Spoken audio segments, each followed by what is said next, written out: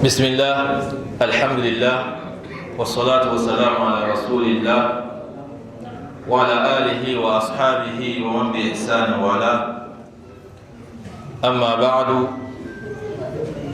السلام عليكم ورحمة الله وبركاته. إن ربي سابو كاهمنا أكبيتره ko salati te imo gen pega ko ware ipe maiki imo gen pe di wanga na peyo ipe subhanahu wa ta'ala akili kulli ajalin kitab wa kulli shay'in indahu bimiqdar wa innama tu'aduna la'at alkawalika ina zannairi bon ka iba yiwen Sheikh Adil iba kekite an ye kite iri foron ku ganna ingoro ipe wen fugi mante kuna ka kere tonton ipe wen adini bon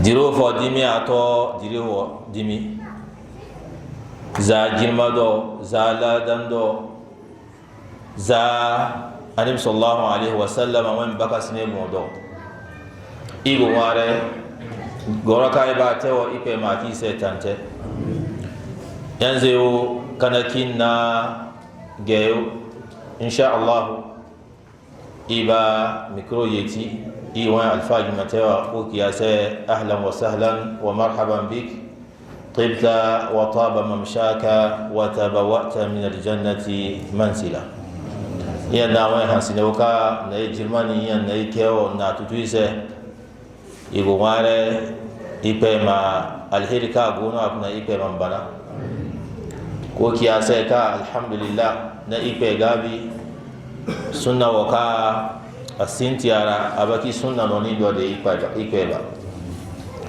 de handuno de handu hinza no insha Allah sai imma me fote binawa kuna nuka alfa sunna chogo no imakin kan gayace imakin kan kekite tannata makin ka tontonise ya di baki sunna na ibne ki adibi mono ki masanna sunnatan hasana anaki adini kono baka he foton ton ka ki masanna sunnatan hasana ko ki mo la ilaha ta ko gene kari sari mo ki masanna sunnatan hasana anaki adimi to wadimi bono ki masanna sunnatan hasana de ya ipe manam sunna di amodo zaya be huna sunna di mo kabu sunna di mo maitrani sunna di mo hada falyatafaddal mashkuran ma'jura.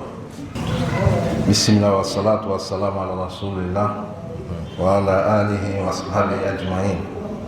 Chers frères en islam, nous remercions Allah subhanahu wa ta'ala qui nous a fait musulmans, qui nous a comptés parmi les gens qui suivent la sunna du prophète Muhammad sallallahu alayhi wa sallam à la compréhension de ses pieds prédécesseurs dont le chemin mène directement au paradis et le plus haut sommet du paradis.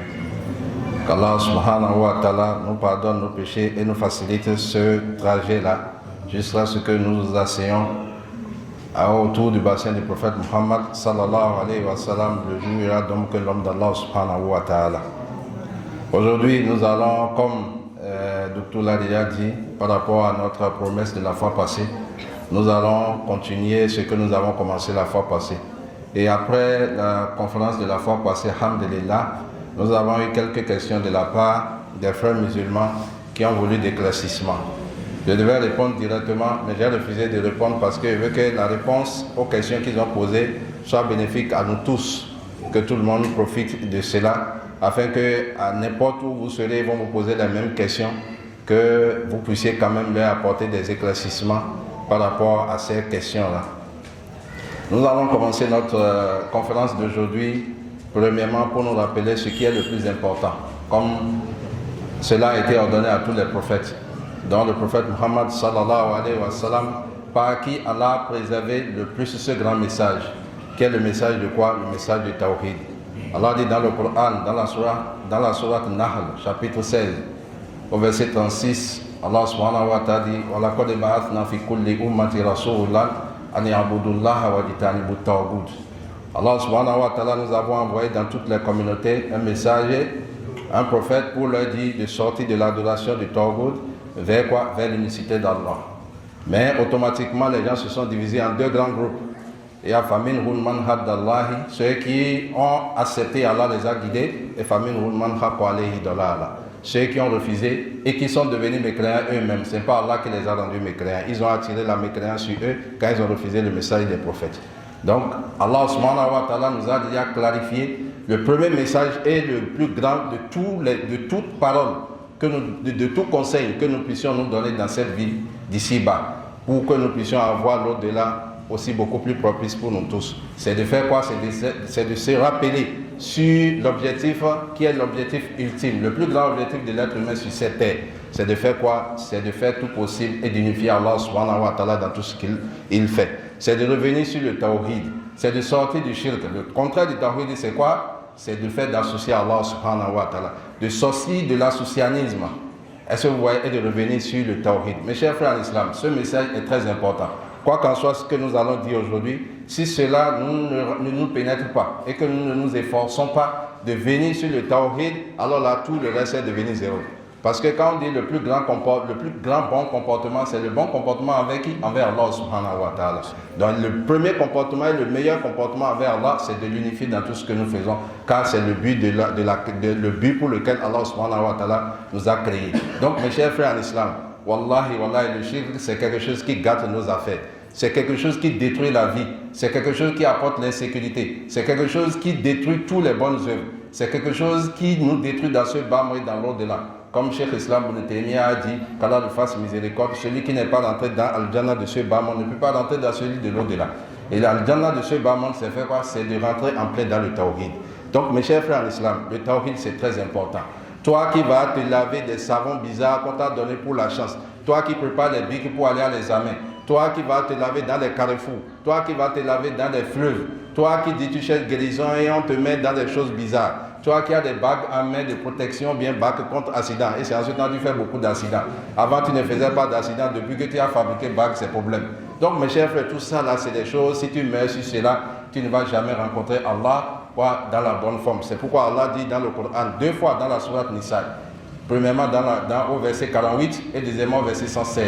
Allah subhanahu wa ta'ala dit Inna Allah la yaghfir an yushraka bihi wa yaghfir ma duni zalik liman yasha. Allah subhanahu wa ta'ala dit que lui il pardonne. Lui ne pardonne jamais le péché du shirk et lui pardonne ma duni zalik liman yasha. Celui qui ne fait pas cela comme lui veut. Donc Allah subhanahu wa ta'ala dit qu'il peut pardonner tous les péchés à moins que la personne ne meure pas sur le péché du shirk, mes chers frères en islam. Et Allah continue dans le verset, il dit quoi? Il dit Man yushrik billah faqad iftara ithman aziman. Premier verset. Et deuxième verset, il dit Ma yushrik billah faqad dalla dalalan ba'idan. Premièrement, Allah subhanahu wa ta'ala nous dit, le premier, c'est quoi? La personne a commis un péché énorme. Aziman, c'est-à-dire un péché qu'on ne connaît pas le début jusqu'à la fin même. C'est très grand, ce péché. Et le deuxième, Allah subhanahu wa ta'ala dit quoi? Il est égaré profondément. Et quand Allah dit profondément, ce n'est pas comme profondément chez nous. Non, c'est deux paroles différentes. Allah dit il est plongé. Il est complètement dedans. Sa vie est détruite complètement. Donc mes chers frères en islam, wallahi, pour l'amour d'Allah, sortez du shirk. Tout ce que vous allez faire, aujourd'hui maintenant, le shirk est transformé. D'autres marabouts même sont devenus les gens qui font la ruqya. Ils ont des boutiques partout. On dit on veut faire la ruqya. Les marabouts se sont transformés comme les gens de la Sunna qui ont crié shirk, shirk. Maintenant, ils ont quitté le maraboutage et ils ont mis sur des plaques devant leur maison. Maintenant, ils disent qu'ils font la ruqya. Ou bien tu vois des gens qui disent c'est les feuilles seulement ils vendent. Mais ok, c'est les feuilles. Les feuilles ne sont pas interdites en islam. Le fait de boire des feuilles pour se guérir avec l'intention que c'est Allah qui guérit, ce n'est pas interdit. Mais une fois qu'on te dit si tu bois l'eau de cette feuille, il faut aller verser ça dans un carrefour à 13h, le problème a commencé. Ou bien on te dit qu'il faut laisser minuit avant d'aller verser ça, le problème a commencé. Donc mes chers frères en islam, wallahi, le shirk a beaucoup de branches. Allez-y vers les savants pour que les savants vous enseignent qu'est-ce qu'on appelle le shirk, pour vous permettre de vous éloigner de cela. Mes chers frères en islam, il y a le shirk, le shirk majeur comme le shirk mineur. Le prophète sallam a dit, il craint le shirk mineur pour nous, parce que c'est quelque chose qui est très caché, comme une fourmi noire dans la nuit noire qui marche sur une montagne noire. Donc mes chers frères en islam, c'est très profond. Et avec cela, l'homme ne peut pas rentrer au paradis. Donc il faut que nous allions étudier. Il faut que nous allions étudier les différents. Nous avons des problèmes sur tous les niveaux au niveau du shirk. Nous avons des problèmes au niveau de comment on appelle, de l'unicité d'Allah, au niveau de sa seigneurie, au niveau de son adoration, au niveau de ses noms et attributs. Donc tout ça là, il faut aller étudier afin que nous puissions unifier Allah subhanahu wa ta'ala comme cela se doit. Wallahi, le résultat de celui qui pratique le tawhid, c'est la sérénité. Le résultat de celui qui pratique le tawhid, c'est la confiance en soi, c'est la joie du cœur, c'est l'élévation, c'est le respect, c'est la tranquillité.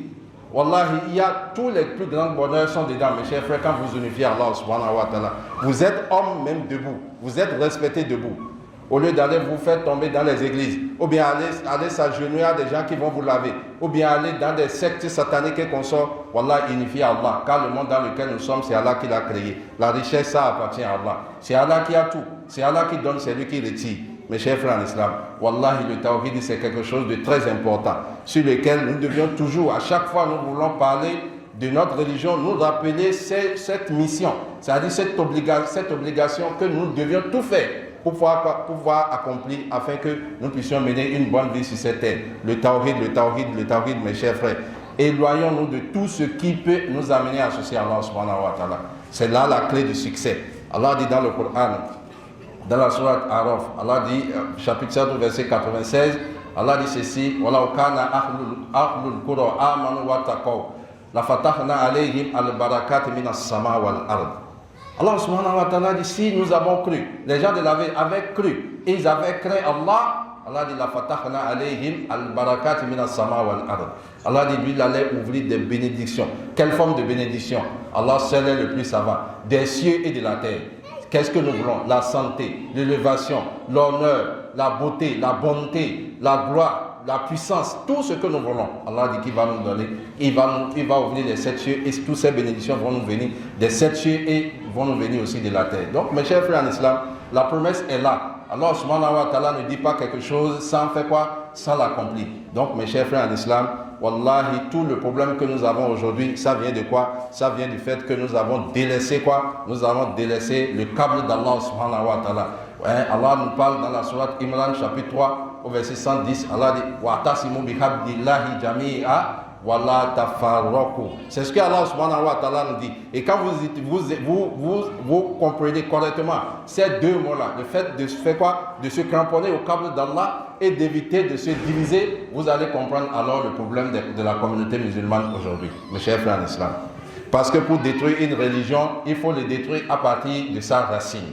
Et la racine, c'est quoi? C'est de rentrer à l'intérieur et de le faire éloigner de quoi? De sa source. La source de l'islam, c'est quoi? Le tawhid, la sunna, la compréhension des pires prédécesseurs, parce que c'est eux qui sont rentrés premièrement à l'université du prophète Muhammad sallallahu alayhi wa sallam, qui l'ont compris, qui ont tout fait pour que l'islam nous parvienne.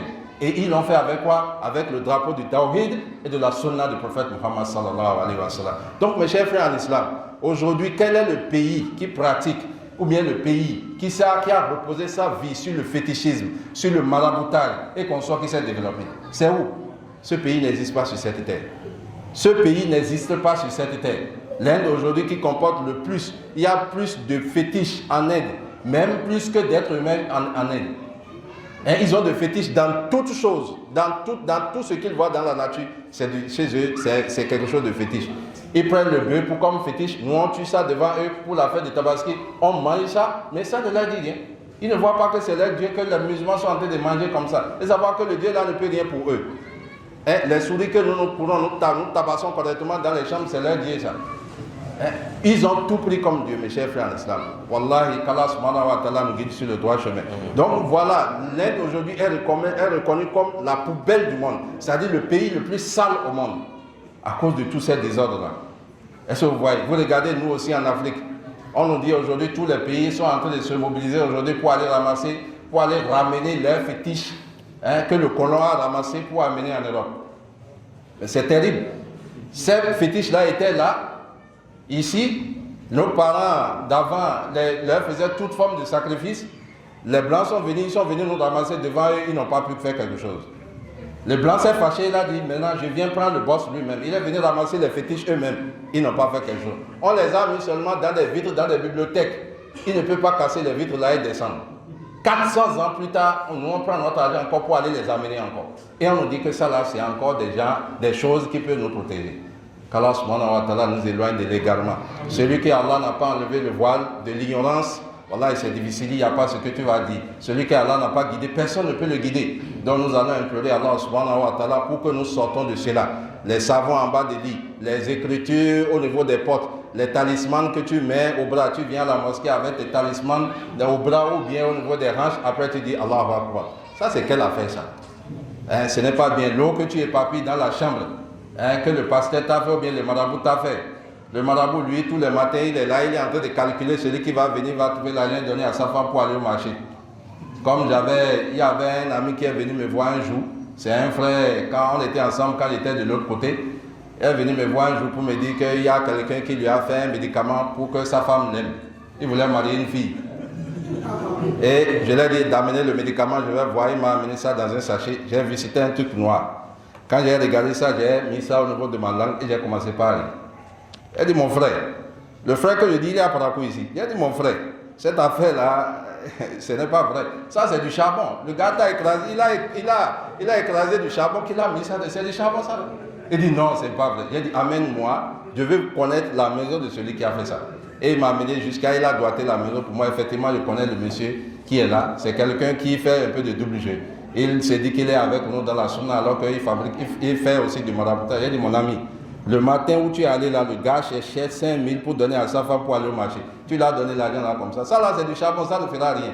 Et c'est dans la période là même qu'on lui a arraché la femme et ils ont donné à une autre personne. Il n'a pas trouvé la femme à manger. Donc voilà comment les marabouts et les trucs là mentent à la population et ils les égarent très loin. Et alors qu'eux-mêmes sont déjà dans un égarement évident. C'est pourquoi Allah dit leur maison est comme la maison de quoi? La maison de l'araignée. Dans la maison de l'araignée, il n'y a pas de leçon. Dans la maison de l'araignée, c'est de la pagaille. La femme tombe enceinte, mange son mari. Les enfants, pour sortir de sac où leur maman apprend d'œufs, doivent se manger entre eux avant de sortir. Sa maison est faible alors qu'il pense que sa maison est solide. Parce que tellement il a tissé des toiles. Et si vous voyez l'architecture même de cela, vous allez penser que c'est une grande maison. Mais un peu de vent seulement, ça l'emporte. Donc c'est comme ça la maison de l'associateur. Et qu'Allah subhanahu wa ta'ala nous guide sur le droit chemin. Et c'est ceci qui va nous amener maintenant clairement à comprendre réellement ce qui se passe au niveau de notre religion. Comme je vous ai dit, Allah subhanahu wa ta'ala a fait du prophète Muhammad sallallahu alayhi wa sallam l'homme qu'il a choisi pour parachever tous les messages. Les messagers avant lui, ça allait parachever tout ce que Allah subhanahu wa ta'ala a envoyé sur les prophètes et les messagers. Et en plus de cela, Allah subhanahu wa ta'ala a fait de l'islam la religion qui va préserver le tawhid jusqu'au jour de la résurrection. Et le premier problème et le premier ennemi de tous les systèmes du monde entier est devenu l'islam. À cause de quoi? À cause du tawhid. Et la sunna du prophète sallallahu alayhi wa sallam nous conduit directement vers cette maison honorable. Donc c'est ça qui a créé tout ce que vous voyez aujourd'hui comme système dans tous les médias, partout. En 50 ans seulement, ils ont écrit plus de 60 000 livres contre le prophète Muhammad sallallahu alayhi wa sallam. Tout ça, là, l'intention, c'est de détruire la base de l'islam. C'est de détruire d'où vient l'originalité de l'islam. Et c'est par là, mes chers frères en islam, vous allez comprendre pourquoi aujourd'hui, quand vous parlez de l'Arabie saoudite, vous parlez de la Mecque ou de Médine, vous parlez de l'Arabie saoudite et vous montrez que l'Arabie saoudite est le modèle. Les soldats, les ennemis du tawhid et de la sunna disent que l'Arabie saoudite n'est pas un modèle. Parce qu'ils savent que la souche vient d'où? Vient de là-bas. Ils veulent enlever vos yeux du Hajj. Ils veulent enlever vos yeux d'aller visiter le prophète. Et au fait que vous allez visiter le prophète, vous allez visiter les places dans les endroits où les Sahaba sont marchés, là où, comment les guerres se sont passées. Vous apprenez l'histoire de votre religion. Vous allez à la source de votre religion. Et leur problème, c'est de détruire quoi? La base. Et c'est de là, vous voyez maintenant, les gens nous surnomment, on nous donne des noms. Vous allez entendre, ils sont des wahhabites, ils sont des je ne sais pas, des salafis, et ainsi de suite. Mes chers frères en islam, tous ces noms-là, c'est des honneurs. Quand on te dit que tu es un wahhabite, d'abord celui dont ils font allusion en disant que nous sommes wahhabites, son nom n'est pas Abdul Wahhab, c'est son père qui s'appelle Abdul Wahhab. Lui-même s'appelle Muhammad. Et ils savent pertinemment qu'en disant nous sommes des Muhammadines, c'est que nous allons directement vers le prophète sallam. Donc ils ont effacé ce nom-là pour dire que nous sommes des Wahhabites, sans savoir que Al-Wahhab, c'est Allah subhanahu wa ta'ala, et nous sommes fiers et nous sommes contents que les gens nous disent que nous sommes les serviteurs de Al-Wahhab, parce que c'est Allah le pourvoyeur. Si Allah subhanahu wa ta'ala avait de l'importance pour ce bas monde, ces gens-là n'allaient pas trouver à manger. Donc Allah nous a créé, il a créé ce bas monde-là pour nous, et c'est une épreuve pour que nous puissions gagner l'au-delà. Donc mes chers frères en islam, ne soyez pas fâchés quand vous appelez les wahhabites. Ne soyez pas fâchés quand vous surnomment, ils vous disent tous les noms. Le fait de dire à quelqu'un qu'il est salafien, voilà, mashallah, c'est un grand honneur. C'est un grand honneur, c'est de dire qu'il est attaché à la source. Comment tu veux comprendre cette religion si tu n'es pas attaché à la source? Comment tu veux évoluer dans cette religion si tu n'es pas attaché à la source? Comment tu veux comprendre le prophète sallallahu alayhi wa sallam et comprendre son messager et comprendre tout ce qui s'est passé et comment l'islam est venu à nous? Qu'est-ce que Dieu veut de nous sans passer par celui sur qui Allah fait descendre le Coran? C'est impossible, mes chers frères en islam. Donc, pour nous détruire, le système de ces gens-là, et qui a été toujours le système du shaitan, c'est de détruire la religion à travers quoi? À travers l'intérieur. C'est de détruire l'islam à partir de l'intérieur. D'où est né tout ce que vous voyez aujourd'hui comme des branches, les divisions au sein de l'islam. Qu'aujourd'hui vous voyez, celui-là dit je suis Tabligh, celui-là dit je suis Ikhwan, celui-là dit je suis Qadiriya, celui-là dit je suis Shia, celui-là dit je suis Tidjaniya, celui-là dit je suis Ahmadiyya, ainsi de suite.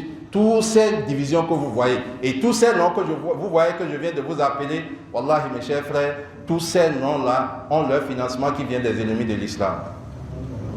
Si nous prenons par exemple Ahmed Ghulam, Ahmed Ghulam a créé le système de Ahmadiyya juste après qu'il s'est fait guérir aux États-Unis, il est revenu. C'est de là-bas il est venu avec son problème. Quand vous regardez celui qu'on appelle Muhammad Ilyas qui a créé les Tabligh, même chose avec la Grande-Bretagne. Quand vous regardez les Tidjaniya ou bien et consorts, vous regardez leur financement, pareil. Quand vous regardez maintenant le plus dangereux de notre siècle, les Ikhwan musulmans, les frères musulmans, avec Saïd Qutb, c'est quand il a quitté l'Amérique, il est revenu, qu'il est rentré dans les frères musulmans. Parce que celui qu'on appelle Saïd Qutb, beaucoup ne le connaissent pas. C'est quelqu'un qui a fait 11 ans en étant un athée, quelqu'un qui ne croyait pas en Dieu, et c'était un franc-maçon. Et c'est de retour des États-Unis que Saïd Qutb a commencé par s'intéresser quand il a pris déjà la mission. C'est pourquoi le premier financement des frères musulmans même est venu des francs-maçons égyptiens. Et eux-mêmes, dans beaucoup de leurs ouvrages, ils ne le nient pas. Donc c'est comme ça, Saïd Qutb a fait plus de 11 ans en étant athée. Après, il est revenu des États-Unis, il est revenu. Et quand il est revenu, maintenant, c'est quelqu'un qui est un peu éloquent. Il est devenu quelqu'un qui a commencé par marcher avec les frères musulmans. C'est quelqu'un qui n'a jamais étudié l'islam. Il a pris l'islam, il n'a pas étudié ça d'une manière ordonnée, il a utilisé ça, c'est-à-dire il a pris les choses seulement sur l'état. Et ce monsieur-là, c'est lui qui est devenu celui qui fait quoi? Celui qui commence par traduire quoi? Les versets du Coran, c'est-à-dire faire les tafsirs du Coran. Alors que Imam Malik, qu'Allah lui fasse miséricorde, a dit personne ne peut faire les tafsirs du Coran s'il n'a pas adhéré au minimum à 14 branches de la connaissance. Le gars n'a jamais fait rien de tout cela. Il est devenu quelqu'un qui commence maintenant par expliquer jusqu'à ce qu'il a écrit le livre qu'on appelle le livre de djihad. Il a écrit beaucoup de livres. Il a enseigné des choses qui sont bizarres, des choses même l'oreille, quand l'oreille entend ça, celui qui a un peu d'intelligence ne peut même pas accepter. Et c'est celui-là qui a marché avec celui qu'on appelle Hassan Banna et qui ont créé ce qu'on appelle quoi? Ce qu'on appelle les frères musulmans. Donc mes chers frères en islam, tous ces branches-là que vous voyez, dont il y a même un qui a été créé récemment, qu'on appelle les Karkari. Avant-hier, là, seulement, il a été créé, mais il a été reçu aux États-Unis, il a été reçu en Grande-Bretagne, il a été reçu dans beaucoup de pays de l'Europe. Tout ça, là, c'est pas pour rien. Chaque fois, quand tu amènes quelque chose qui est différent de la source, qui est différent de l'originalité de l'islam, les Blancs, eux, ils sont très contents parce que, en fait, leur objectif, c'est de tout faire et de détruire cette religion-là à travers l'intérieur. C'est pourquoi la plupart d'entre eux, quand vous les regardez, ils sont des gens qui ont été reçus à plusieurs fois à la Maison Blanche, ils ont été reçus plusieurs fois en Europe et leur financement, beaucoup dans la base pour pouvoir faire propager leur idéologie, est venu de ces gens-là. Et c'est ces gens-là même qui les motivent à aller beaucoup plus loin. Donc, mes chers frères en islam, voilà comment les divisions sont créées et chacun doit proposer une compréhension propre qu'il veut de faire quoi? De cette religion-là. Et finalement, si ce n'est pas que Allah subhanahu wa ta'ala dans sa miséricorde a fait qu'il y a un petit groupe de personnes qui s'attachent au Coran et à la Sunna, à la compréhension des peuples prédécesseurs, qui disent nous n'allons pas lâcher, voilà aujourd'hui nous serons où? Jusqu'à ce que le président français lui-même, il a dit, il faut que nous créions l'islam de l'Europe. L'islam de la France sous le gouvernement de Sarkozy. À cause de ça, ils ont ramassé certains jeunes qu'on est allé les former dans des écoles données et qui sont revenus aujourd'hui, qui sont pleins sur TikTok, sur YouTube et consorts, et qui prêchent, qui parlent la langue arabe et qui prêchent aujourd'hui. Les gens pensent que c'est des vrais prédicateurs. Qu'Allah subhanahu wa ta'ala nous guide sur le droit chemin. Donc voilà un peu comment les choses se sont passées et voilà comment les divisions sont rentrées au niveau de l'islam. Et quand les divisions sont rentrées comme ça, qu'est-ce qui va arriver après les divisions? C'est que la bouche des musulmans ne sont plus une. Alors là, maintenant, on peut créer maintenant le désordre à l'intérieur de la communauté musulmane. Et c'est ce désordre-là que vous voyez aujourd'hui. Et le plus grand parmi ces désordres-là qui a été propagé, enseigné, soutenu, financé par les frères musulmans, a commencé en 2010 avec l'avènement de quoi? Du printemps arabe. Un certain parmi eux, prédicateur parmi eux, qui s'appelle Youssouf Kadarwi, c'est lui qui a fait une conférence et c'est après cette conférence-là qu'il était allé en Tunisie. Il a fait la conférence, il est sorti de la Tunisie. À peine quelques jours, il y a un enfant tunisien qui s'est brûlé vif. Et c'est comme ça le printemps arabe a été lancé. Après cet événement-là. Et je vais revenir sur cela pour que vous compreniez comment la mafia travaille. Comment les soulèvements se créent et comment les gens déstabilisent les pays. Donc c'est comme ça qu'à travers le fait que l'enfant s'est brûlé, le soulèvement, le printemps arabe a commencé. Et le printemps arabe a commencé, est-ce que c'est les musulmans qui ont demandé le printemps arabe? Non. Et dans ce printemps arabe-là, que les frères musulmans ont fait propager, ils ont déstabilisé combien de pays? On ne peut même pas compter. La Libye est tombée, le Soudan est tombé, le Yémen a des problèmes, la Syrie est tombée, l'Égypte est tombée, la Tunisie a eu des problèmes, l'Algérie a eu des problèmes. Et c'est leur plan. Finalement, ils ont cherché maintenant à infiltrer l'Arabie Saoudite. Alhamdulillah, Allah subhanahu wa ta'ala veille sur ses bien-aimés. Qu'est-ce qui s'est passé? L'un parmi eux, qui était à la tête de ce mouvement, s'appelle Salman al-Aouda. Aujourd'hui, c'est lui que tout le monde crée que l'Arabie Saoudite a enfermé les savants. Salman al-Aouda, c'est qui la personne? C'est ceux qui font propager le fait de faire des soulèvements contre les dirigeants. Et dans le temps, il faisait une déclaration en disant que le soulèvement n'est pas encore fini tant que ce n'est pas encore arrivé en Arabie Saoudite. Et qui est son conseiller spécial? Son conseiller spécial s'appelle Azmi Bishara. C'est un chrétien juif. Il a amené et il demande à ce que ce monsieur-là enseigne le christianisme, la laïcité aux enfants musulmans. Voilà d'où est venu son emprisonnement en Arabie Saoudite. C'est comme ça, alhamdulillah, Allah nous a aidé à capter ce monsieur qui a un habit d'un être humain mais un cœur de démon. Pour pouvoir étouffer ce soulèvement-là vers le pays qu'on appelle l'Arabie Saoudite. Sinon aujourd'hui, on fera le Hajj, on fera nos trucs là comment. Donc voilà comment le printemps arabe a commencé. Les frères musulmans ont été créés en 1928. Ils ont soulevé le printemps arabe en 2010. 2 ans après, en 2012, le 30 juillet 2012, ils ont pris le pouvoir en Égypte à travers un monsieur qu'on appelle Mohamed Morsi. Le 3 juillet 2013, ils sont tombés. 84 ans de dawa, mais un an, ils n'ont pas pu garder le pouvoir. Et qu'est-ce qui les a fait tomber? D'abord, Allah subhanahu wa ta'ala a voulu nous montrer comment ils sont. Il a ouvert leur derrière. Il a dit qu'ils veulent un gouvernement, c'est-à-dire un gouvernement islamique. Ils veulent, quand ils vont prendre le pouvoir, ils savent qu'ils vont diriger le monde avec l'islam. C'est ce qu'ils ont chanté tout le temps. Mais quand ils ont pris le pouvoir, ils ont dit qu'on ne veut plus l'islam, on veut quoi? La démocratie. Les Blancs ont dit ceux-là, nous les avons financés, mais leur changement de parole là, on ne les comprend plus. On les a pris. Ils l'ont fait tomber 1 an seulement, ils n'ont pas pu diriger l'homosexualité au Sénégal. Et le président Macky Sall a dit, tant que moi je vis, l'homosexualité ne va pas, tant que je suis président au Sénégal, l'homosexualité ne va jamais rentrer au Sénégal. 1 mois après, qui ils ont envoyé? Un professeur de Oxford. Oxford, ce n'est pas une université des musulmans, c'est une université des juifs. C'est une université dirigée par la Grande-Bretagne et les États-Unis, c'est pour eux. c'est là leur rocade sort. Et ce monsieur enseigne l'islam contemporain dans cette université. Qu'est-ce qu'on appelle l'islam contemporain? C'est-à-dire l'islam du 21e siècle, qui est différent de l'islam que le prophète sallam a amené. Et c'est lui qu'ils ont ramené au Sénégal pour faire quoi? Pour faire comprendre aux gens, comme il est éloquent dans la bouche, pour faire comprendre aux gens que les homosexuels doivent avoir leur mosquée et ils sont aussi des musulmans, doivent les accepter. Et c'est qui? C'est Tariq Ramadan. À cause de ça, il a eu beaucoup. Sa popularité a descendu complètement au Sénégal. Il a eu de sérieux problèmes au Sénégal à cause de cette déclaration. Parce que même si majoritairement les Sénégalais sont des marabouts, au moins ils ont eu la tête sur les épaules pour dire non, on ne veut pas l'homosexualité. Donc voilà un peu comment ils travaillent, mes chers frères en islam.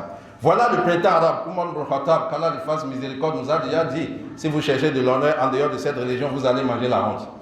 Allah nous a élevés avec l'islam. Si nous cherchons de l'honneur en dehors de l'islam, Allah va nous déshonorer. Le printemps arabe, ils ont pris ça et ils ont propagé cela, cette idéologie, avec l'aide de l'Occident. Et ce printemps arabe, l'objectif final, c'était de préparer le terrain à la division du monde arabe, dont l'installation solide d'un pays qu'on appelle Israël. Et ce printemps arabe, effectivement, a réussi dans les pays que ça a réussi. Mais ça n'a pas ébranlé, alhamdulillah, l'Arabie Saoudite. Parce que l'Arabie Saoudite a déjà compris le vent qui est en train de venir. Et ils ont bloqué toutes les portes à ce désordre-là. Mais le printemps arabe a fait tomber beaucoup de pays. Le printemps arabe a fait tomber la Libye. Comme un parmi eux m'a posé des questions par rapport à cela, je profite pour répondre à une de ces questions d'abord, par rapport à la Libye. Quand il me demande, il me dit, qu'est-ce que si la Libye a été fait tomber par les frères musulmans, qu'est-ce que le général Haftar est en train de faire aujourd'hui? C'est une malcompréhension totale. Il faut savoir d'abord qui on appelle le général Haftar. Et il faut savoir d'abord comment la Libye est tombée. La Libye est tombée sous le gouvernement Kadhafi. Ils ont créé tous les désordres qu'il faut, les soulèvements qu'il faut, avec le financement de qui? Avec le financement de l'Amérique et de la France, c'est-à-dire de l'OTAN. C'est eux qui ont financé ce soulèvement-là pour faire tomber le président Kadhafi à cause des ressources minières. Et par qui ils sont passés? Les frères musulmans. Voilà une preuve de leur alliance avec les ennemis de l'islam. Donc c'est eux, ils ont fait l'alliance. Et une nuit, en une seule nuit, les avions ont décollé de Djibouti. Ils sont venus vers 1h jusqu'à 3h du matin. Ils ont bombardé la Libye pour pouvoir aider les frères musulmans à avoir accès au général Kadhafi, en lui donnant sa position et tout son itinéraire à travers les satellites qu'il possède. C'est comme ça la France et l'Amérique ont aidé les frères musulmans à mettre la main sur le président Kadhafi. Alors que la Libye était le pays le moins endetté au monde. En Libye, tout était pratiquement gratuit. L'école était gratuite, la nourriture, le pain était gratuit, le logement était gratuit, l'électricité était gratuite, et c'était un pays qui était dans la paix.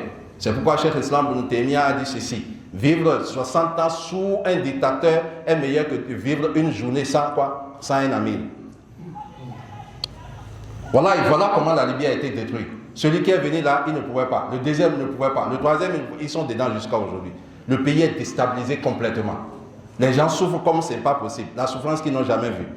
Maintenant, un monsieur s'est levé, on appelle le général Haftar. Et quelqu'un me dit aujourd'hui que si les Ikhwan, ça c'est d'abord une question honteuse, de poser cette question. Le fait de dire si les Ikhwan ont fait tomber la Libye, alors là, c'est-à-dire ils ont détruit la Libye, alors là, en collaboration avec les ennemis de l'islam, alors là, qu'est-ce que le général Haftar est en train de faire aujourd'hui? C'est une honte. Le général Haftar, c'est quelqu'un qui, d'abord, il est né dans un village. Son clan, il est né dans un village de Sirte, qui est le village natal du président Muammar Kadhafi. Il est de la même, c'est-à-dire du même village que le général Muammar Kadhafi. Ça, c'est la première des choses. Deuxième des choses, il faisait partie du gouvernement du général Kadhafi. Donc, il savait correctement comment le pays était avant l'arrivée des frères musulmans. Et ce général-là est resté, il voyait ses frères, les veuves, les orphelins. Les gens souffrent parce qu'après avoir bombardé, ils ont détruit le pays. Tous ces bandits qui ont créé ce système et qui financent ce système, comme je l'ai dit, ils sont en Europe. Et ces gens-là, aujourd'hui, quand ils ont fini, ils ont décapité, ils ont laissé le pays dans des problèmes. Chacun a rejoint sa famille, ses femmes et ses enfants. Ils sont en train de mener une belle vie. Maintenant, ils ont laissé la Libye avec les orphelins, avec les veuves. Le pays détruit, construit le pays, c'est des problèmes. Les ressources minières, ils ont déjà pillé tout, ils ont détruit tout. Bon, maintenant, on fait comment? est-ce que quelqu'un qui est responsable va regarder la vie des musulmans en train de se détériorer et laisser le pays comme ça? C'est là le général Haftar a dit, ah, donc si c'est ça, il est temps.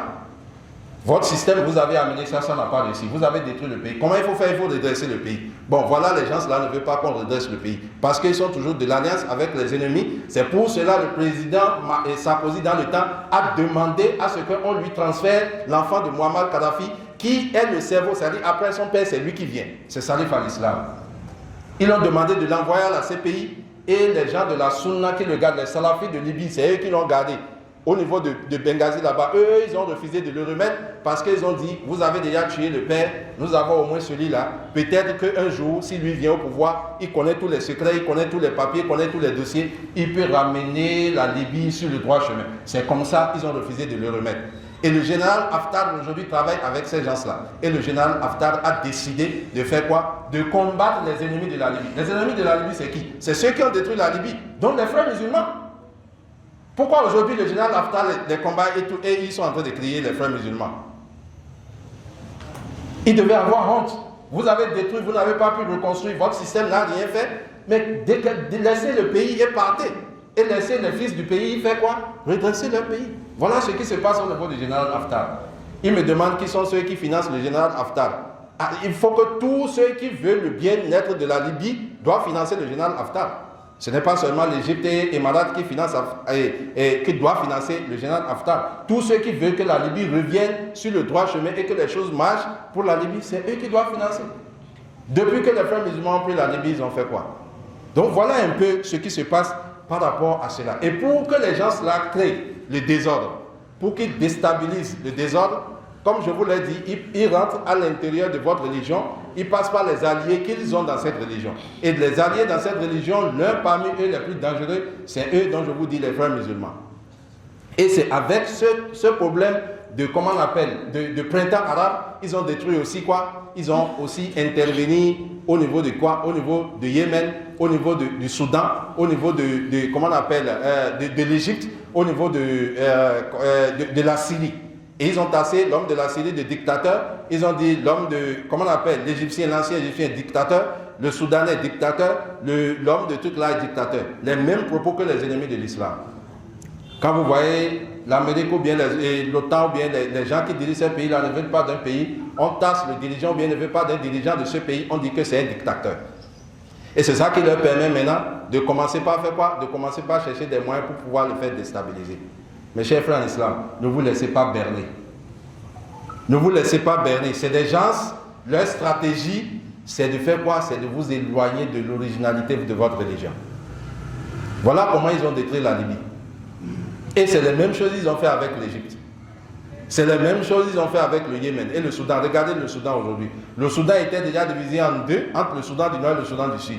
Aujourd'hui, encore la partie où les musulmans sont nombreux, on crée des soulèvements encore. Aujourd'hui, c'est déstabilisé. Combien de coups d'État ils ont déjà fait au Soudan jusqu'à aujourd'hui? Tous ces soulèvements ont été financés et dirigés par qui? Les frères musulmans. Ils ont reçu quoi là-bas? Zéro. En Égypte, ils ont reçu quoi? Zéro. En Syrie, ils ont reçu quoi? Problème. Zéro encore. Où est-ce que leur système a réussi, mes chers frères en islam? Il est temps pour qu'on se dise la vérité. Pour qu'on se réveille, pour que nous puissions revenir à la vérité de notre religion. Donc voilà un peu par rapport à ce côté-là, c'est-à-dire ce qui est en train de se passer au niveau de la Libye et que le frère a posé la question dont je profite pour lui répondre par rapport à cela. Donc quand vous prenez le système qu'ils utilisent, je reviens sur cela, pour pouvoir déstabiliser les pays, voilà comment ça se passe. Quand ils viennent quelque part, les ennemis de l'islam, ils viennent, ils contactent les alliés qu'ils ont, à travers vous, à travers la religion. Qu'est-ce qu'ils font? Ils font tout possible pour créer un incident majeur. On crée un incident majeur, c'est-à-dire qu'est-ce qu'on appelle un incident majeur? On crée quelque chose de grave. Un peu comme le Hamas a ramassé les Juifs pour permettre à l'Israël de pouvoir prendre tout Gaza.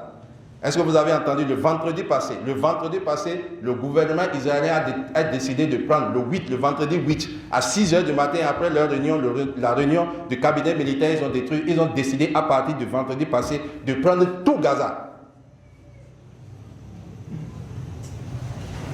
À cause de quoi? À cause d'un groupe qu'on appelle le Hamas. On va venir sur eux. Donc qu'est-ce qu'ils font? Ils créent un incident majeur. C'est pour cela qu'ils ont décidé de détruire l'Irak. Qu'est-ce qu'ils ont fait? Ils ont dit que Saddam Hussein avait quoi? Avait une bombe de destruction massive. Ils sont allés là-bas, ils sont allés bombarder, ils ont tué Saddam Hussein. Après, on a posé la question aux représentants de l'OTAN. Est-ce qu'après avoir tué Saddam Hussein, ils ont vu les bombes, ils ont dit que c'était une erreur. Quand ils ont voulu détruire la Libye, ils ont dit que le président Kadhafi avait des armes chimiques au niveau de Benghazi. Et c'est avec ça qu'il voulait gazer tout son peuple. Il voulait gazer des millions de personnes.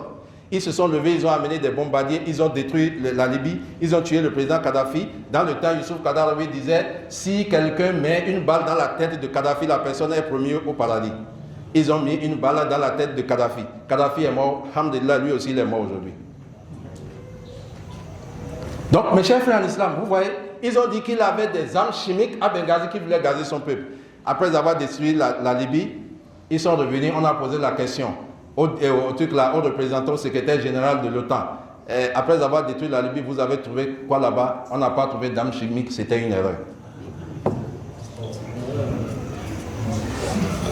Non, seul.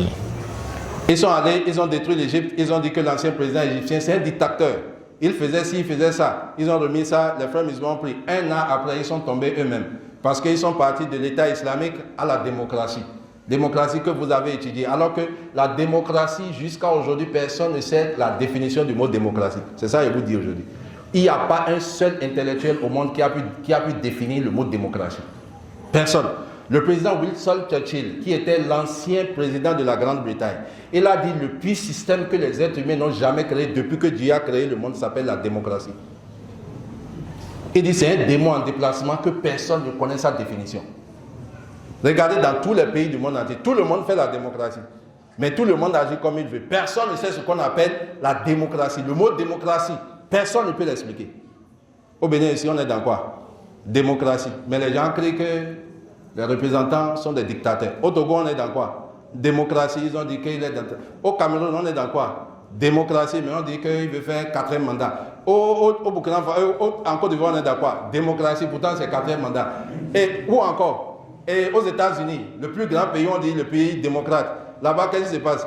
Donald Trump a envoyé des gens pour aller attraper Joe Biden à la présidence quand il a pris le pouvoir parce qu'il a dit qu'il conteste. Ils étaient dans quoi? Dans la démocratie.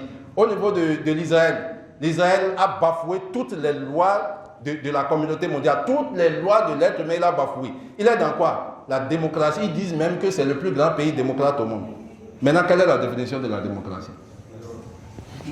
Voilà, désordre. Comme il a dit, désordre. C'est un démon en déplacement. Donc, c'est ça là que vous avez, après 80 ans, vous avez pris le pouvoir, vous n'avez pas pu, et vous dites que vous allez installer dans les pays musulmans.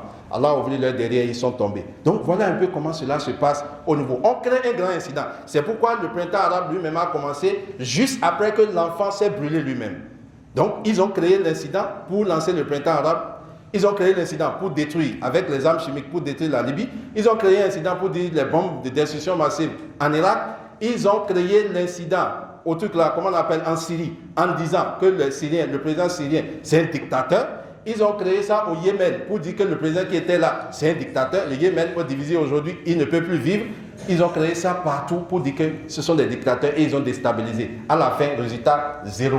Les musulmans sont dans des problèmes. 5 millions de Syriens ont déserté les lieux depuis la Syrie pour l'Europe et tous ont été placés dans des maisons d'asile où l'église catholique les programme au christianisme. Tout ça là, on ne veut pas que vous entendez. Voilà le résultat de leur système. Mes chers frères, aujourd'hui, notre ennemi, alors, c'est qui? C'est à vous de déduire. Quand je parlais de Hamas, parce que c'est ça qui est à la page aujourd'hui, où tout le monde crie, on dit que l'Arabie Saoudite ou bien consort, bien quoi, les gens, nous sommes en train de... On prêche, au lieu de chercher des moyens pour aller faire quoi? Pour aller sauver les gens de la Palestine. Qui est le problème de la Palestine? Comme je l'ai dit la fois passée, plus de 5 milliards de dollars ont été alloués par le gouvernement saoudien à la Palestine. 565 millions de dollars par la fondation du roi Salman pour aider la Palestine. Plus d'1 million de dollars pour les ONG qui interviennent au niveau de la Palestine. Plein d'aides comme ça, jusqu'à des aides militaires. Les réfugiés qui sont là-bas avec des bâtiments, tout est tout et consort. Aujourd'hui, même le président Mahmoud Abbas, qui est le président palestinien, a avoué cela quand il était allé à l'Élysée. Tout ça là existe. Maintenant, comment la Palestine, et comment aujourd'hui, avec tout ça là, et avec tout ce que nous faisons, les gens ne veulent pas voir créer par rapport à ceux qui sont en train de détruire la Palestine. Aujourd'hui, le Hamas a été créé. Avant le Hamas, c'était le Fatah. Qui a créé le Fatah? Le président, c'est l'Israël, a créé le Fatah pour lutter contre qui? Pour lutter contre l'organisation qu'on appelle l'organisation de la libération de la Palestine, dirigée par qui? Le président Arafat. Ils ont tout fait, ils ont vu que les Juifs ont vu que l'organisation n'a pas réussi. Pour faire détruire l'organisation, ils ont créé maintenant ce qu'on appelle quoi? Le Hamas. Et tous les documents, et tous les dits et consorts, c'est pourquoi le ministre des Finances de l'Israël, actuel ministre des Finances de l'Israël, s'appelle Smotrich. Il a dit ceci, blanc sur noir, dans une chaîne israélienne. Vous pouvez aller chercher ça sur YouTube, dans une chaîne israélienne. Clair, aux yeux de tout le monde. Il dit le Hamas et nous, il n'y a aucun problème, nous sommes des alliés. Pour pouvoir rentrer dans Gaza, le programme de prendre tout Gaza, ce n'est pas un programme qui date d'aujourd'hui. Ça date de très longtemps. C'est un programme qui a été élaboré par l'Occident et l'Amérique. Ils se sont entendus, ils voulaient, l'OTAN du moins, et l'ONU, c'est-à-dire leur organisation, ils voulaient coûte et coûte prendre cette zone-là pour pouvoir contourner la mer Rouge à travers un tunnel qu'ils veulent mettre à travers Gaza pour pouvoir prendre les ressources minières. Le programme était déjà là. Mais comment il faut prendre Gaza? S'ils rentrent directement pour dire qu'ils vont bombarder Gaza, qu'est-ce qui va se passer? La communauté internationale va crier, les gens vont crier. Ils pourraient aussi attirer certains pays qui sont autour d'eux, qui sont des pays arabes, à rentrer en guerre. Et c'est pour cela qu'ils ont fabriqué le projet maintenant de ce qu'on appelle les réfugiés israéliens. Et c'est comme ça qu'ils ont ouvert la frontière, ils ont contacté à l'intérieur ceux qui sont pour eux, c'est-à-dire les gens de Hamas, ils sont venus ramasser la population israélienne pour amener. Ils ont ramassé combien? Parce que quand vous regardez le scénario, la manière dont ils sont rentrés pour aller prendre, vous allez clairement voir que quelque chose cloche pour celui qui a de l'intelligence. Parce que le même jour où le Hamas veut venir, on ne peut pas dire que le gouvernement israélien dort dans le temps. Il n'était pas au bureau. Le Premier ministre même n'était même pas là. Les soldats qui étaient à la frontière, tout le monde est parti. Et ils ont dit que les généraux étaient dans une fête quelque part. Les caméras ne travaillaient pas. Tout ça là, ça les a permis de rentrer. Comment ça? Ils sont allés, ils ont ramassé. Quand ils ont ramassé, c'est devenu quoi? Ce comportement est devenu maintenant ce qu'on appelle l'outil important de pouvoir entrer en guerre. Parce que nous voulons nos réfugiés, ou bien, et ils ont commencé par bombarder. Bon, voilà un Hamas, vous qui dites que vous êtes avec les musulmans, qu'est-ce qu'il faut faire? Regardez, plus de 60 000 musulmans qu'ils ont tués en Palestine, à cause d'une trentaine de personnes. Regardez, ils sont en train de tuer des musulmans, qu'est-ce qu'il faut faire? Arrêtons la guerre, remettez-leur leurs réfugiés, et protégeons la Palestine. Non, chez eux le problème est plus compliqué que cela. On peut tuer tous les Palestiniens à cause de quoi? De ces poignées d'Israéliens. Finalement, ils ont échangé quelques-uns, ils ont gardé le reste. Et le vendredi passé, le gouvernement israélien a décidé maintenant, bon, c'est bon, parce qu'ils ont déjà pris 80% du territoire de Gaza. Maintenant, ils ont décidé de prendre tout, même s'il faut tuer tous les otages, ils vont les tuer tous et prendre tout. Voilà les décisions qui ont été prises. Maintenant, qui a raison? Où est la vérité aujourd'hui? Après, on nous dit que non, que le Hamas a été créé par quelqu'un. Voilà encore l'une de ces questions. Le frère me dit que, comment on appelle? Ahmed Yassine, qui a créé le Hamas, il est mort. En tout cas, la fois passée, moi, il a dit que les dirigeants du Hamas sont en Europe. Donc, Ahmed Yassine, il est mort en Palestine. Et que, comment lui s'appelle? Il y a aussi un autre là qui s'appelle Ismaël Haniyeh, il est mort. Et là-bas, Abdelaziz Rantisi, lui-même, il est mort là-bas. Bon, voilà l'ignorance de ce qu'on appelle la géopolitique internationale. Ahmed Yassine, il a fait un accident depuis 12 ans. Il était un peu moitié aveugle et ses deux mains ne marchent pas. Il a étudié en Égypte et il est frère musulman. Donc c'est déjà clair et net le lien entre les frères musulmans et le Hamas. C'est les frères musulmans qui dirigent le Hamas. Et les vrais financeurs de Hamas et les vrais fondés de Hamas, comme je vous l'ai dit, ils sont en Europe. L'un parmi eux s'appelle Fethullah Gulen, qui est aux États-Unis, qui a un grand château. C'est aux États-Unis, il vit, je n'ai pas menti. Aujourd'hui, ceux qui sont les têtes des frères musulmans qui se réclament, l'un parmi eux qui se réclame du remplaçant de Youssouf Kadhafi, c'est qui? Mohamed Dadou. C'est comme ça on l'appelle. il est de la Mauritanie, il vit où? En Turquie. Tout le reste, il vit où? Et tous ceux-là ne sont que des représentants de la mafia au niveau de la Palestine. Et Ahmed Yassine, de son vivant, il a déjà à 12 ans, il avait déjà perdu ses membres, il était moitié aveugle. Il a fait comment pour former les soldats du Hamas? Au tir. Il a trouvé l'argent où pour financer, pour acheter les armes. Il a acheté les armes là où?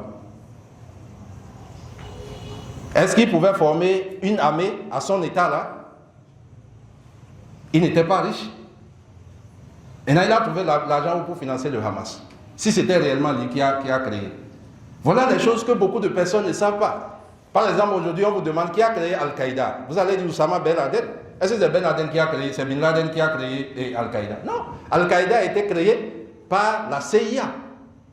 Entre 1979 à 1983, ils ont créé ça sous le gouvernement Reagan pour lutter contre l'occupation russe en Afghanistan. Et c'est quand ils ont fini de lutter, ils ont voulu maintenant retirer, ils ont voulu tuer, comment on appelle, les données, c'est-à-dire le secret. Et ils ont commencé par tuer une partie de ces jeunes-là, et les jeunes-là se sont retournés contre eux. C'est tout. C'est eux qui créent et c'est eux qui financent. C'est pourquoi le Hamas a été financé par l'Israël. Même la question est venue la fois passée au Premier ministre d'Israël en lui demandant que est-ce qu'il ne regrette pas le financement de Hamas. On lui a posé cette question. Est-ce que le fait qu'il a financé et il a aidé le Hamas, est-ce qu'il ne le regrette pas aujourd'hui vu ce que le Hamas est en train de faire? C'est un piège. C'est des doubles jeux. Ces gens-là, ils sont ensemble, mes chers frères en islam. Aujourd'hui, à cause de regarder comment ils sont en train de détruire. Et quand vous regardez, quand il parle de Ahmed Yassine qui a été tué, comment on appelle? Est-ce que le fait que quelqu'un soit tué dans un pays veut dire que la personne vit dans le pays? Si quelqu'un a quitté Malanville ou bien il a quitté le Niger, avec sa voiture, il est venu à Cotonou, il a fait accident, il est décédé, on va dire que c'est là il vit? Non, c'est pas parce que Ahmed Yassine a été tué en Palestine que tu vas penser que c'est fini. C'est là il vit. Par exemple, quand vous prenez par exemple l'exemple de, comment on appelle lui, Abdelaziz Rantissi, ou bien de Tukla Ismail et Anié. Un parmi eux a été tué en Iran. Selon les données, c'est en Iran, il était allé pour l'investiture du président iranien, c'est là il a été tué. Et aujourd'hui, vous pouvez encore aller chercher des données. La majorité des représentants qui vivent en Palestine, la majorité vit à Doha, au Qatar. Aucun d'eux ne vit en Palestine. Et du vivant de Ahmed Yassine, il était régulier un peu partout dans le monde entier.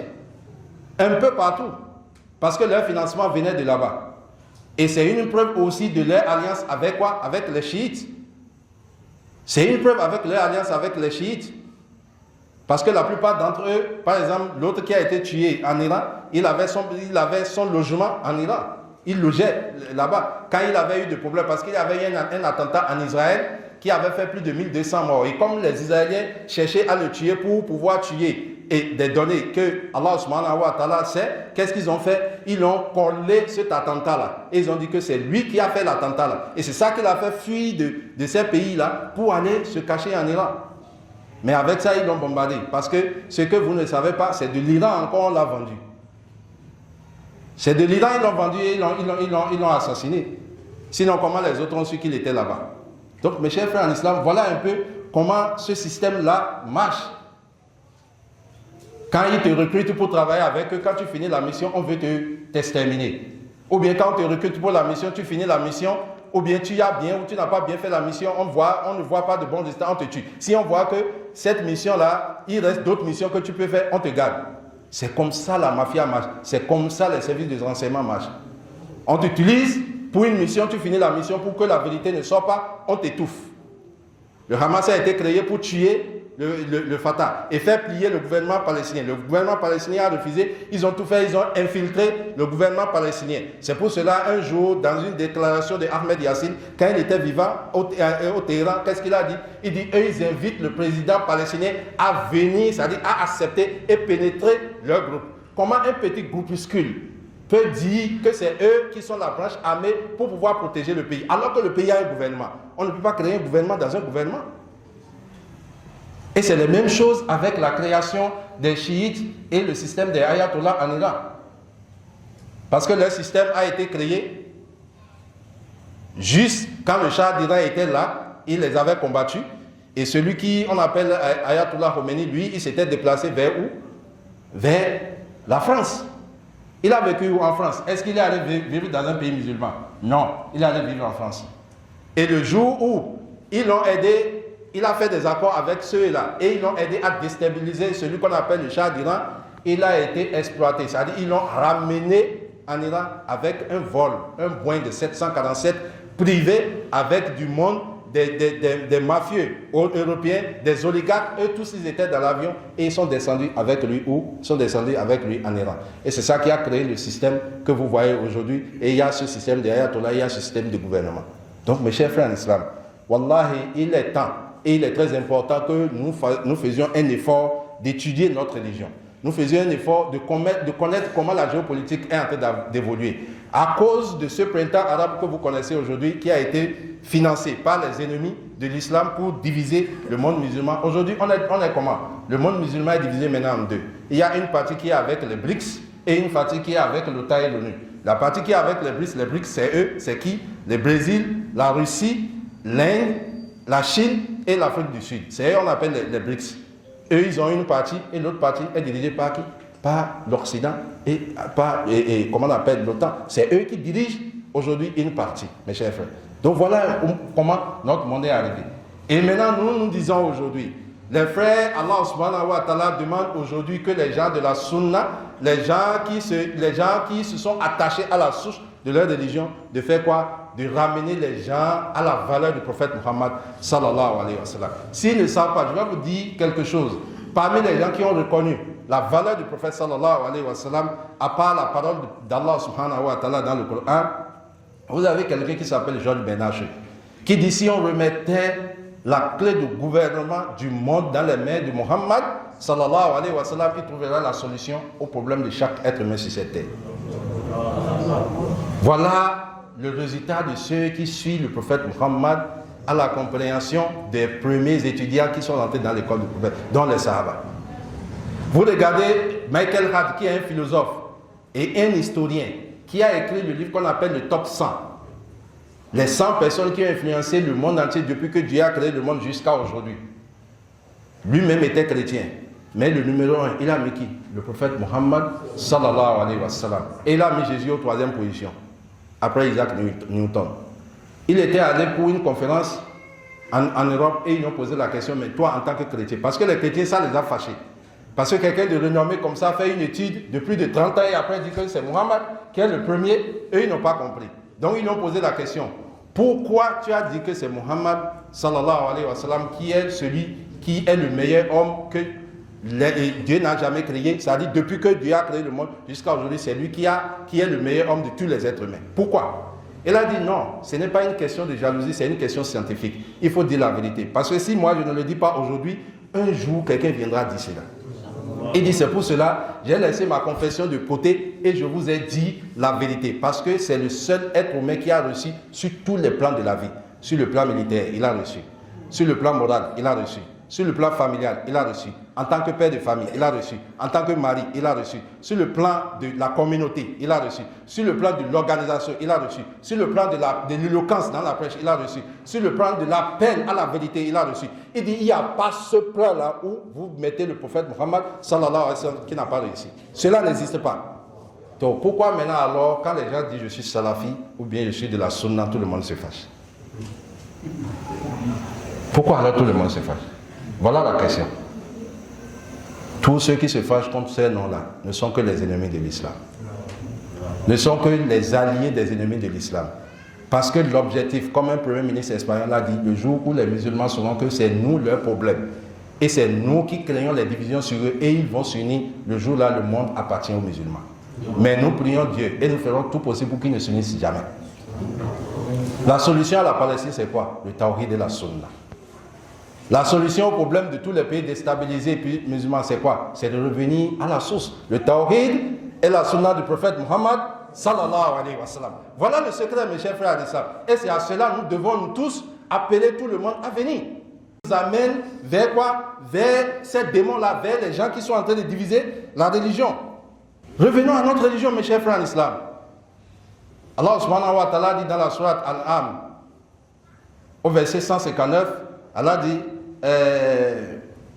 Inna allazina farraqu dinahum كانوا شيئا لست منهم شيء في شيء إن أمركم عند الله ثم ينبئهم بما كانوا يفعلون.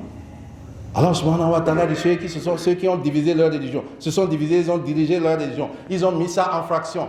Muhammad, tu ne te réclames même pas du tout d'eux, mes chers frères en islam. Regardez, si nous prenons ce verset, Allah dit au prophète sallallahu alayhi wa sallam de ne pas se réclamer de cette division-là. Alors là, cette division-là appartient à qui? Aux ennemis du prophète Muhammad sallallahu alayhi wa sallam. Et ceux qui suivent le prophète Muhammad, ils sont qui? Ils sont ceux qui ont la victoire. Ils sont ceux dont Allah subhanahu wa ta'ala appelle quand Allah subhanahu wa ta'ala dit dans la sourate Tawbah chapitre 9 au 100e verset Wasabiquna waluna minal muhajirin wa ansar wa tabauhum bi ihsan radiyallahu anhu wa radu anhu. Allah subhanahu wa ta'ala dit ceux qui sont parmi les immigrés, les ansars, les auxiliaires, ceux parmi eux, les premiers parmi eux, et ceux qui les suivent dans le bon comportement. Allah les aime et ils aiment Allah subhanahu wa ta'ala. Allah les agrée et ils aiment Allah subhanahu wa ta'ala. Donc mes chers frères en islam, wallahi, mes chers frères, l'affaire est claire, l'affaire est réelle. Tous les dépenses que vous voyez sont en train de faire là, c'est zéro. Tous les financements qu'ils sont en train de faire là, c'est zéro. Wallazina dalla sa'yahum fi hayati dunya wa hum yaksabuna annahum yuhsinuna sun'a. Dans la sourate de Kahf, verset 104, Allah subhanahu wa ta'ala dit ceux qui font de l'effort dans ce bas monde, ils pensent que, c'est-à-dire leurs efforts, c'est-à-dire Allah les qualifie leurs efforts de vaines. Et Allah dit dans la sourate de Zumur, maintenant chapitre 39, au verset 47, Allah dit Wabada alahum minallahi ma lam yakun yaktasibun. Allah dit le jour de la résurrection, ils verront de leurs propres yeux ce qu'ils n'imaginent même pas. Voilà, ils n'ont qu'à être en train de combattre les gens de la sunna. Ils n'ont qu'à être en train de combattre la vérité en se divisant dans les groupes, dans les sectes. Wallah, ils n'auront pas la réussite. Et le jour de la résurrection, Allah dit, ils verront de leurs propres yeux ce qu'eux-mêmes n'imaginent pas. Qu'Allah subhanahu wa ta'ala nous guide sur le droit chemin. Qu'Allah nous pardonne et qu'il nous ramène dans notre religion correcte. Qu'il nous ramène sur le Coran et la sunna. La sunna des savants, la sunna des salafs bien guidés. La sunna de ceux qui nous ont prédécé, ou bien comment vous dites, ceux qui nous ont dévancés sur ce chemin-là. Qu'Allah subhanahu wa ta'ala nous amène sur cela. Pour finir, il y a ceux qui se disent aujourd'hui les orientalistes. Ceux-là, vous voyez leur forme, ils laissent des barbes. Ils sont comme ceux qu'on appelle, c'est-à-dire ils disent que leur akida c'est akida salafia. Mais dans leur menhaj, dans leur manière de faire, c'est les gens qui suivent Saïd Qutb. Donc mes chers frères en islam, c'est encore les plus dangereux parmi les Ikhwan musulmans. Faites attention à eux. Il ne faut pas regarder ceux qui laissent les barbes parce qu'il a laissé les barbes longs et il dit tawhid, c'est non. Parmi eux, il y a ceux qui sont comme ça. Eux, ils laissent les barbes, ils sont pris en Égypte, ils sont au Soudan, ils sont dans beaucoup de pays.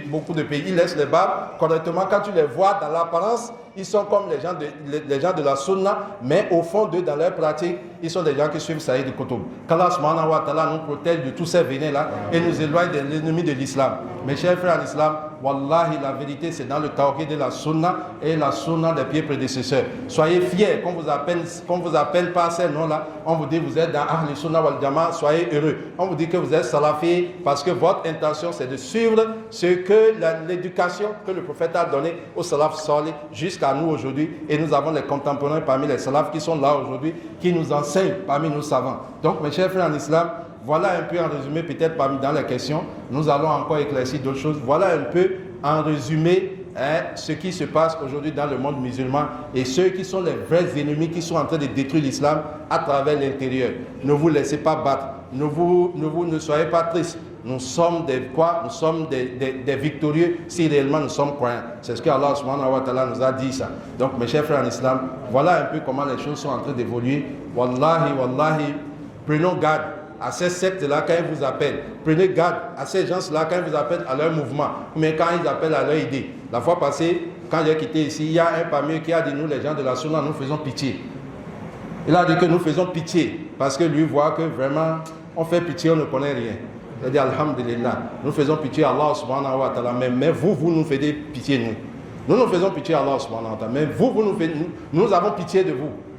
Parce que vous savez la vérité et vous êtes en train de contourner la vérité à cause du pouvoir de ce bas monde. On vous a donné le pouvoir. Dans ce monde-là, 84 ans de dawa. 84 ans de dawa, on vous donne le pouvoir, vous ne pouvez pas garder ça un an. Et c'est ça, vous appelez la vérité. Et dans un an, là, vous êtes sorti de l'État islamique à quoi? À la démocratie. Qu'Allah subhanahu wa ta'ala ait pitié de nous, nous guide sur le droit chemin. Wa akhir dawana alhamdulillahi rabbil alamin. Alhamdulillah.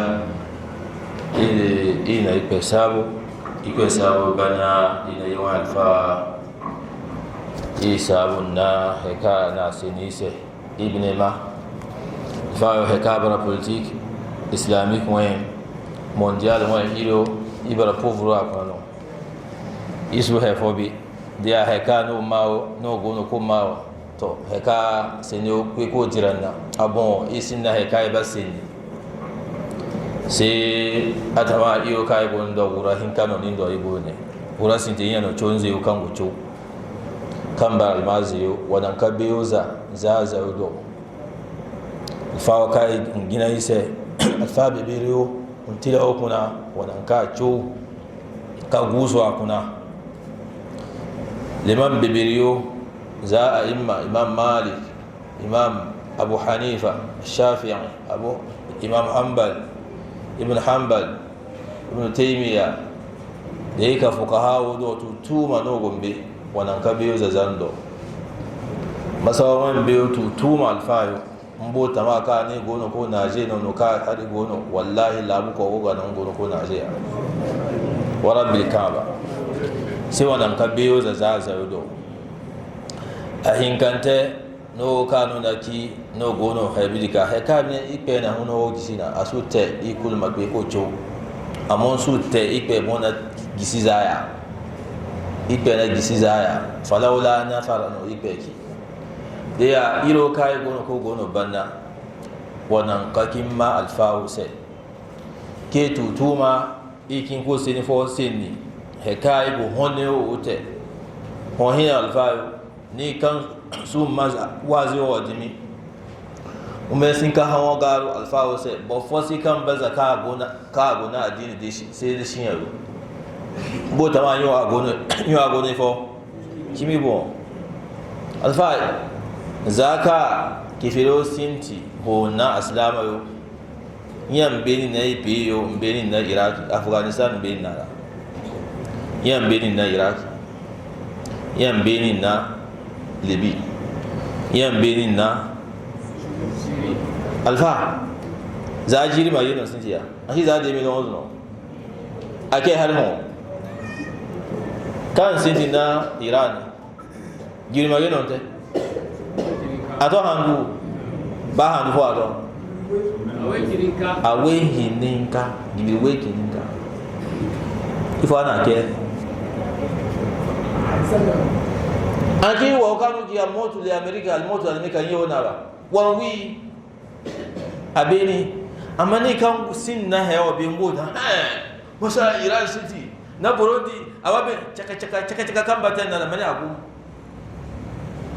to wara al akamati ma wara hefo gono banani do alfa hefo gono banani do alfa wo kan bara ibere bomo kirungu bi amma mbahi ka tiyati fo forme ka ba burummo mukina fa wara bil kaaba de dum Israel na Saudi city hondi to haila badano ni do asute yanke ya no bile mbugo dibi ko pe alfa be ma duwa wo kan bogo no kifu dise ma be na Arabia Saudi na Iran di weki ka alfa bayo mo bayo frani na frani zogi matune do give weki ni ka ba ke ni ba me mazumu to wa mo be ka tiati bono anaki kimi vo alfa borom binem tutum ma hefo tusu ma borom mo mokinna ma para fo tusu alfa ma binina he kano din dambara na Iran de gono ko kele babu no aba da ba he kaligina hanki kin sai aba kalima zuru den zuru ka binan ka kariya no homba nagi yana hombara da alfa dia wo kan nabara tunziyo si wakin ma alfa bibiro se me yo no alfa anaki wazu pe kula bara alfa anaki wazu pe ya bara alfa wazu pe gonu wani alfa baramwa he ka alfa sinni ba ipe won tila kuna ana burun yeti he foga fasi alfa ga wala raddu wa idha ja'ahum amrun min al-amn aw al-khawf he ka baran de he fo tunu kite burun bo seni no bo kul mo seni jano bo kul mai da ipe kana kiyani wala raddu ila ar-rasul ila man وإلى الذين وإلى أولي الأمر منهم لعلمه الذين وليس كل أولي الأمر أيضا من أولي الأمر لعلمه الذين يستنبطونه منهم من أولي الأمر من هم أولي الأمر في الدنيا الأمراء والعلماء دينك أولي الأمر وأولي الأمر منكم كانكي وفي تفسيرك meyon ula amru sai ni ka go na gabi yano in wani har kuso wa kan bara gana wani har kuso na alfayu da ya ula amru ka yake wa ila ulil amri minhum wa ila ulil amri minhum ya kifo la alimahu alladhina yastanbiqunahu min ulil amri man alladhina yastanbituna min ulil amri al ulama da ya alfayu sai makin ma alfayu sai ni ka tunu sai maji alfayu sai da fa gono ka da ya tuno da ya alfa da inna sai ne do burun ban usmani no direct saka iran gono ko to yan na hayo na israel go den ka ne ka ki tanga no iran hotel wallahi burun ban usmani burun gono kan ban usmani net ka ni munafiki no alhali kimino agara kimi kulu anakiya sai ma funuka sai afọ gono sai mo ga na har an bige burun se iro kai go iro kai su politique mondial be iro he ka go no tila ko iba kino se iro yansi de duwa fursa fo za o ka kiron be makin kanke masa de baza in kana exam ihwado se ni kai wote iro iga teno min babu mada al usul wal aqida wa hakada anaki siyasa kina ka kawanya na kesa ifo siyasiyan politique do kamne de ya he kayo ki ilmiyan do kamne ina siniya aganna dalili di min fika aqulu ma fika min fika aqulu ma fika dia zamme gano abasin heka gonunga heka ina dirotena ilmiyan ka boroyo kenya na kaifo siyasiyan no alfa bine faqiru fi madha fi siyasa iku ho ide chuna dia igo mare ikwe ma sai alfa innan kacho sunna ya bara ka ba hebite ka ba ganna wa iba ina ba wallahi alfa iki me fote de he na no kuma wan ide bon wa ka bara muhammadu anano kuma aide bon abata me fote wallahi de go ba ka me fote sai ya nabi sallallahu alaihi wasallam wa rabbil kaaba de ba me fote yo to yahudi o kefiro kiro mbeza haya alfa ngobe nu ka timi bono wallahi wa pe america wan dictionnaire kan na te wen hebi meno denki as-salafiyya meten bashi on kiyo no boron kan go boron ken ma adini te zaka annabi kanna sallallahu alaihi wasallam to ifo bon ne ba me fote he wan ide bon asute wura kun gona wen har kusuno iya har kusu gona ide kan na jisin bonse zaka no di iwale ogo yano ti yale obon gona he to makiya se me aba tutu ka zum bo fo raibo asute amma de yi burun ke i kulu makwe kun ma nabi do sallallahu alaihi wasallam yano ibere ba kaza ban na ko bo fo profiter ma hono zaka yi ogo no ko zo adini seno be mo go fumni na ho nginawo be mo kelewi be mo goro ko ha heka bine barana de go se magi no asu ba me fode ifo bono le mo fode ipe kino wa tasimu bi hablillah ifo hablillah anaki mu ide anaki ide ipe tila de wale me ki ma taraktu fiikum ma in tamassaktum bihi lan tadillu kitabullah wa sunnati ahin kawo de ba yeni do kam alfa abate de dino de anaki ya alfa asute no ka ba se ni pele kifiri na anya na itidi te ka na biki prosite kere dona kera wa idina iyo aslamo mo isu nya di habite iyo da yo ka na bi kenan ni no iyo da yo ka na ifo amma kirun wan ide ku na ana no ka ba gisa nun ka masa an ka bu annabi karin na bo ki firo kaki annabi aki firime misal ni a university ka beni biya kana ni kanda CP1 shahada biya ki ni aki premier ya CP bro ki deuxième alam tara anna as-sayfa yanqusu qadruhu idha qila inna as-sayfa amdha min al-'asa jana kiyaba an kana tagobi kaka nagubu biya bro kai nagubu di gubo ame su kan biya kana tagobi ga takobi ni me kani ka biso gubuwe ana takobi ana zamo do de ana zino na zino de ya manabi margun na borfo ka ki anabi aba premier iyo ana to yake Allahu akbar iba ki subhanallah de mede de go fahima ama na ki tare ka ki Allahu akbar domin wen ide di bono ifo idira ama yo iba ki subhanallah me ahi ka anabi karim na me na kifiri he ka yo ba iba sai na amma na ki tali diro kere mba jirano bai pe mo akin maka san kalme ifo aki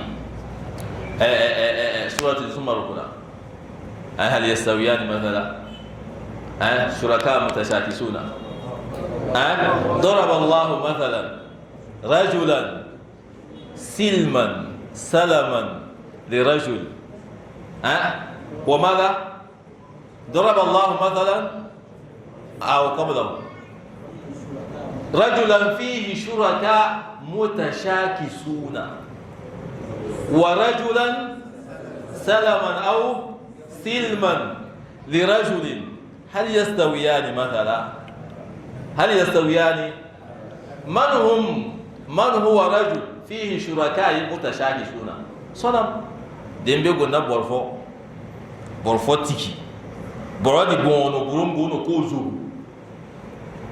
na borfo no ka nsin na borfo ka mubara se borfo sika o mago na ni he borodi bara ngo na masa ipe ono ni do ahiza nkulu go ba kaki awon ipe abisa na ni kango na ipe foran ko bauta mbasa wa de a ipe odi na ipe ka bara foran ko ipe na karikelega dimede nya di misali na ifo gana indu aka fahima ibo de ina zada ni do iba hika kibo Allahu akbar amma de ana kiya annabi bisau sallallahu alaihi wasallam de alfayu ipe mai biya ni heka guna amfani biya mai amfani na biyodi ina alfari sabu igo mare jono agono kote chodi ipe mafiri kato to ase ana to chodi bo mai ipe na no gamu masa agono saudi ga na ko chodi te insha Allah zaka o adini obi adini anabi adini be obi anaki kine foro ko me